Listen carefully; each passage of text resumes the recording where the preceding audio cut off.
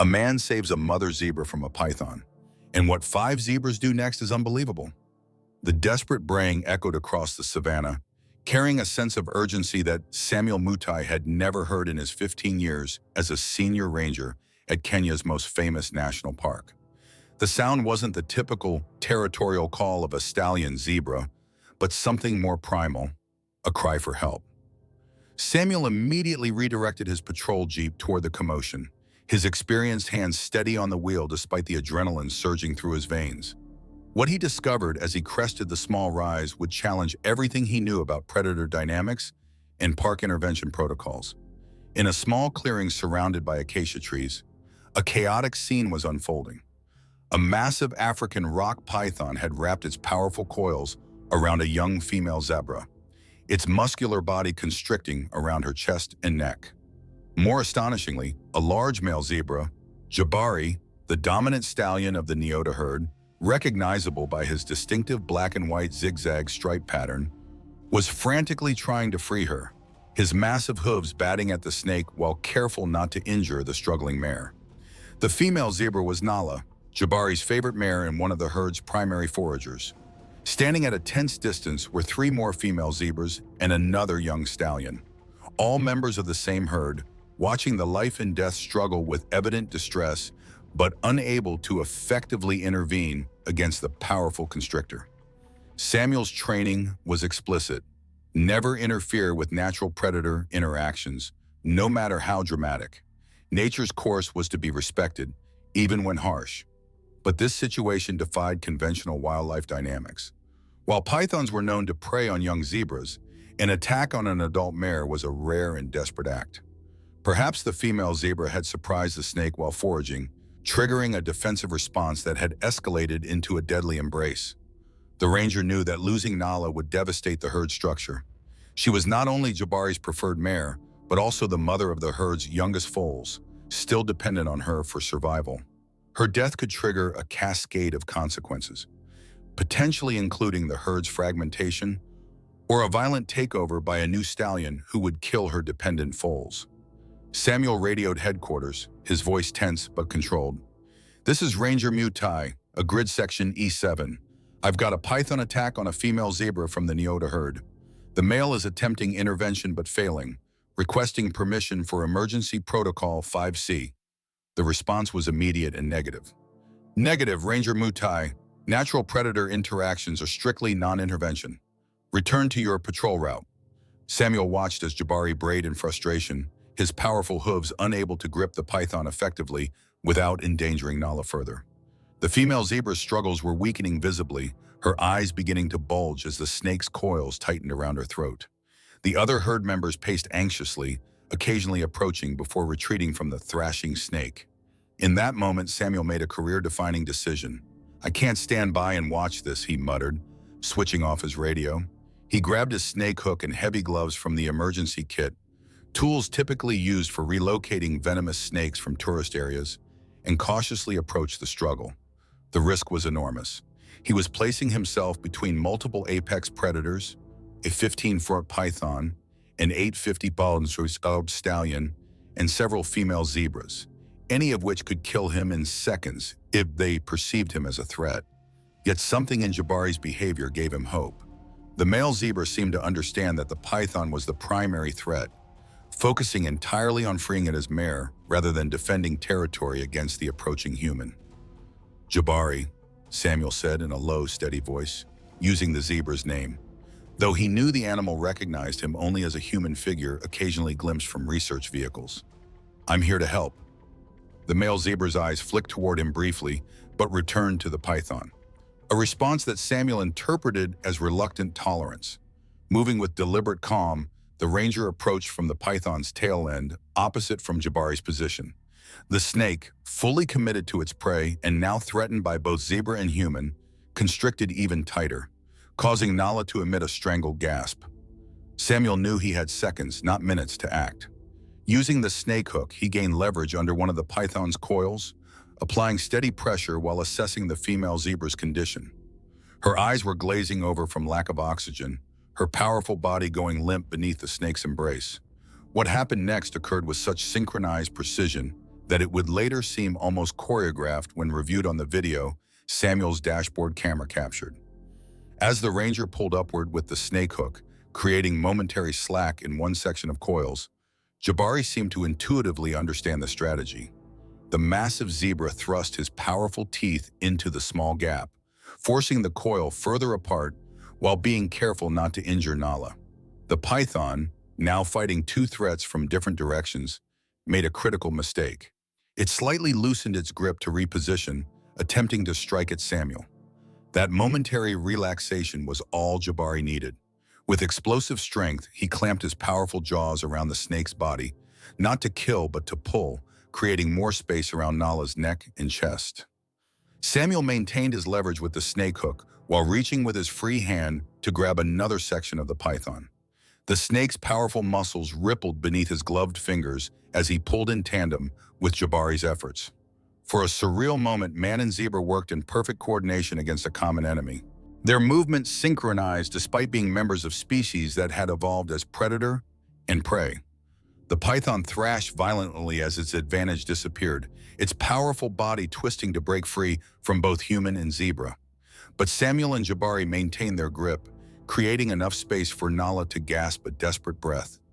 Color returned to her dulling eyes as oxygen flowed back into her lungs. With renewed strength, she began her own struggle against the remaining coils, her powerful hind legs kicking to create additional leverage. Samuel knew they had reached the most dangerous moment. The python, realizing it was losing control of the situation, would either attempt to flee or redirect its attack toward one of its opponents. The Ranger positioned himself to keep the snake's head oriented away from both himself and the zebras, using his body weight to pin the middle section, while Jabari continued pulling at another segment. With a final coordinated effort, they created enough space for Nala to wriggle free, her live body sliding out from the python's now loosened embrace. The moment she cleared the coils, Jabari's demeanor changed instantly. His focus shifted from rescue to retribution, hooves clamping down with bone-crushing force on the python's body. Samuel recognized the danger immediately. He needed to create distance between himself and the zebras, now that their temporary alliance of necessity was ending. Releasing his grip on the python, Samuel began a careful backward retreat, maintaining eye contact with Jabari while moving deliberately toward his vehicle. The male zebra acknowledged his movement with a glance, but remained focused on dispatching the snake, which was now fighting for its own survival. The other female zebras had approached Nala, inspecting her injuries while maintaining a defensive perimeter around the weakened herd member. Samuel reached his jeep and quickly climbed inside, his heart pounding against his ribcage as the full realization of what he'd just done hit him. He had violated the park's most fundamental protocol by interfering in a predator interaction. He had placed himself at extraordinary risk between a python, a male zebra, and multiple female zebras. By any rational assessment, he should be dead or severely injured. Instead, he was watching through his windshield as Jabari finished what the python had started in reverse, his powerful hooves severing the snake's spine. Grabbing his radio, Samuel knew he needed to report the incident before rumors spread among other rangers or tourists who might have witnessed the event from a distance. Headquarters, this is Ranger Mutai. I need to speak with Director Okafor immediately. Priority 1. Director Nadia Okafor's voice came through moments later, concern evident in her tone. Ranger Mutai, this is highly irregular. What's happened? Samuel took a deep breath. Director, I've intervened in a predator conflict. A python was killing one of the Nyota herd female zebras. I assisted in freeing her. The situation is now contained, but I need to report a protocol violation. The silence that followed stretched for several seconds. You did what? The director's voice was dangerously quiet. Your location now. Do not leave the scene. As Samuel waited for the inevitable disciplinary response, he continued observing the herd's behavior through his binoculars. What he witnessed defied everything known about zebra behavior toward humans. Nala, though wounded and weakened, had risen to her feet and was now looking directly at his vehicle. Jabari had finished killing the python and had dragged its massive body several meters away, where it would likely become a meal for other opportunistic scavengers once the immediate crisis passed. Most remarkably, the male zebra repeatedly glanced between the dead snake and Samuel's vehicle, his posture lacking the territorial aggression zebras typically display toward humans outside of vehicles. The other herd members had created a protective formation around Nala, but were similarly non-aggressive toward the ranger's presence. 20 minutes later, Director Okafor's vehicle arrived, followed closely by Dr. from Mahmoud Ibrahim, the park's chief wildlife veterinarian. The director's expression was thunderous as she approached Samuel's jeep. 15 years of exemplary service, and you throw it away on a foolhardy rescue attempt, she began with a preamble. Do you have any idea of the precedent this sets? The danger you've put yourself and other rangers in? Samuel nodded, accepting the rebuke. I understand the protocol violation, Director. I take full responsibility for my actions and will accept whatever consequences are deemed appropriate. The consequences will be significant, she assured him grimly. But before we discuss that, show me exactly what happened. Dr. Ibrahim needs to assess the female zebra's condition from a distance. Samuel described the encounter in detail, while Dr. Ibrahim observed the herd through high-powered binoculars. The veterinarian's usual professional detachment gave way to obvious fascination as he watched the zebra's behavior. And the male isn't displaying any territorial aggression toward our vehicles, he noted with surprise. And look at the female zebras. They're oriented protectively toward the injured female, but they're not exhibiting stress responses to our presence. It's almost as if they understand we're not threats. Director Okafor frowned. Don't anthropomorphize, Doctor. They're wild animals, not reasoning beings. With respect, Director, Dr. Ibrahim replied, what I'm observing contradicts standard behavioral patterns. This herd has recognized Ranger Mutai as an ally, not a threat or prey. That's unprecedented in documented wild zebra behavior. As they debated, Samuel noticed movement from the herd. Jabari had separated himself from the group and was approaching their vehicles, not with the stalking posture of a hunting zebra, but with the direct, purposeful gait of a stallion on his home territory. He stopped approximately 15 meters away, just beyond the distance zebras typically maintain from safari vehicles. Nobody move, Director Okafor whispered, her anger temporarily supplanted by caution. And do if he charges, start your engines, but do not drive away rapidly unless absolutely necessary. Instead of charging, Jabari did something that would later be analyzed by wildlife behaviorists around the world. He sat down, his massive body settling into the grass, and looked directly at Samuel's vehicle. Then, in a gesture that seemed impossible to misinterpret, he dipped his head slightly before rising and returning to his herd. Did Dr. Ibrahim began his scientific skepticism battling with what his eyes had witnessed. Acknowledge me, Samuel finished quietly. Yes, I believe he did. Director Okafor remained silent, her expression unreadable as she processed the implications of what they had just witnessed. Finally, she turned to Samuel. Your dashboard camera, was it running? Samuel nodded. Standard protocol on all patrols. It captured everything. Good, she said decisively, because without video evidence, no one would believe this, and even with it, there will be significant debate about what actually occurred here today. The following days brought a whirlwind of activity to the usually methodical operations of Serengeti National Park.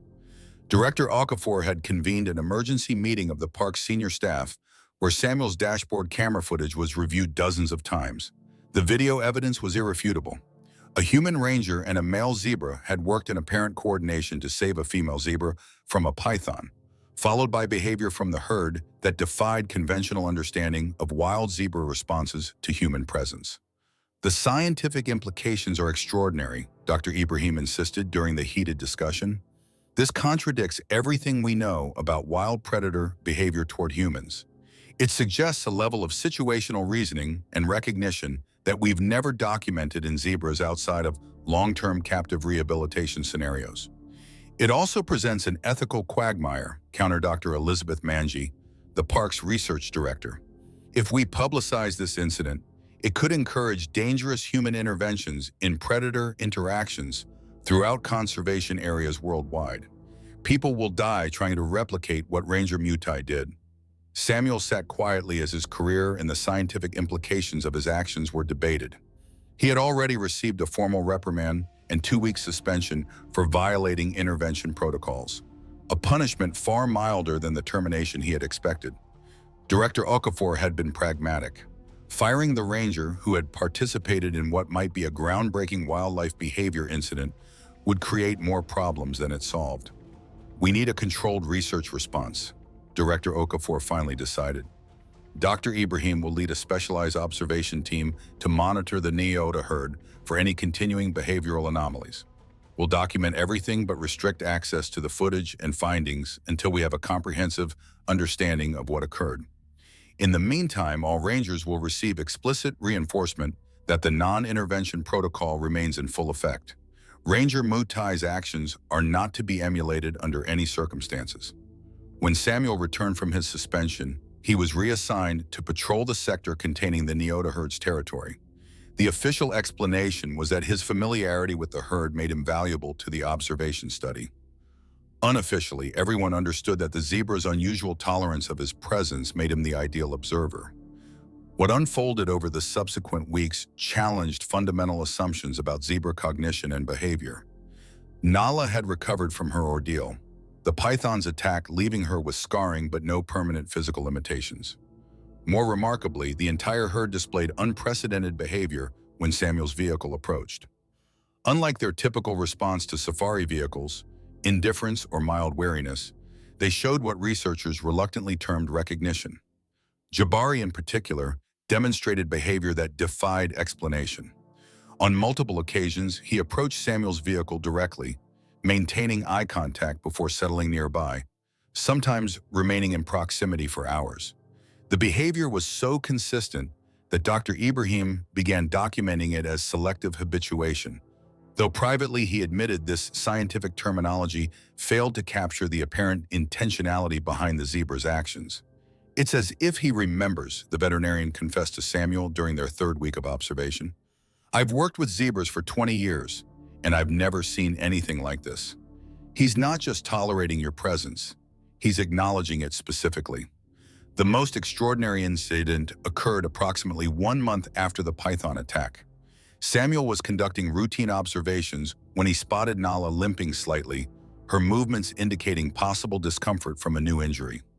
Following protocol, he reported it to Dr. Ibrahim, but took no action.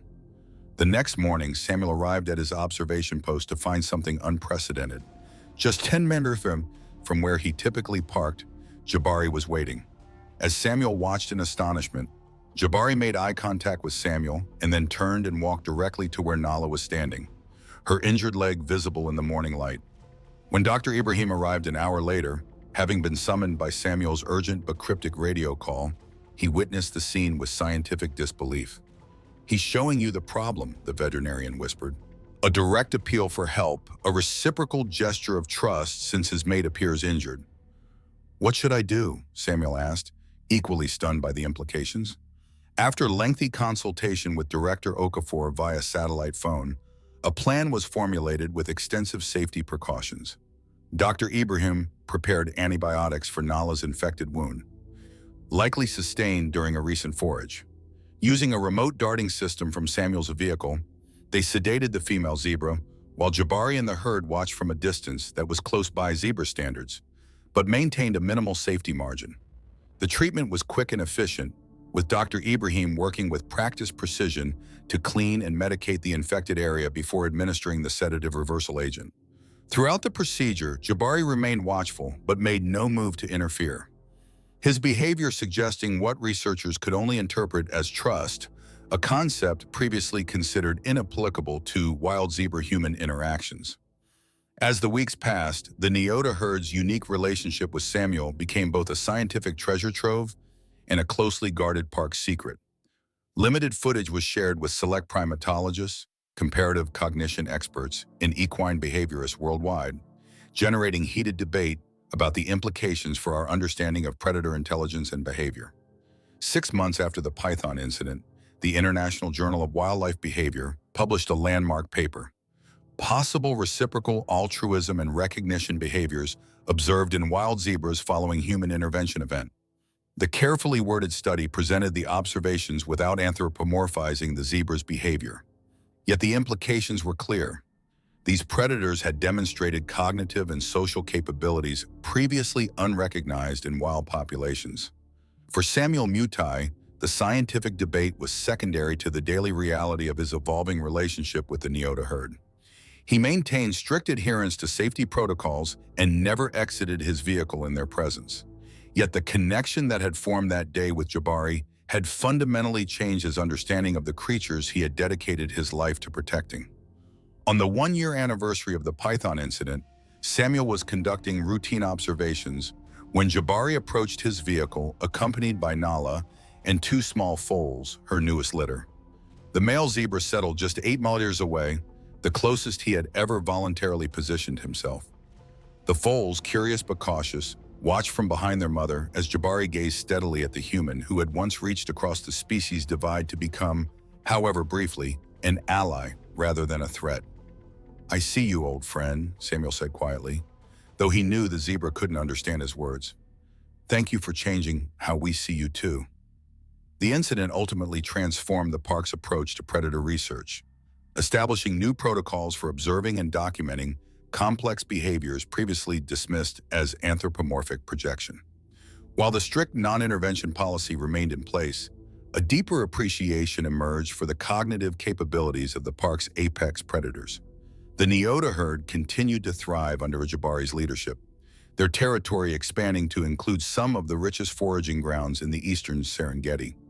And while safari vehicles came and went, photographing the zebras from a respectful distance, only one Green Ranger Jeep was ever permitted to approach within Jabari's inner comfort zone, a unique privilege granted to a human who had once made the extraordinary choice to reach across the boundaries of species to save a life, and in doing so had revealed something profound about the creatures with whom we share this planet.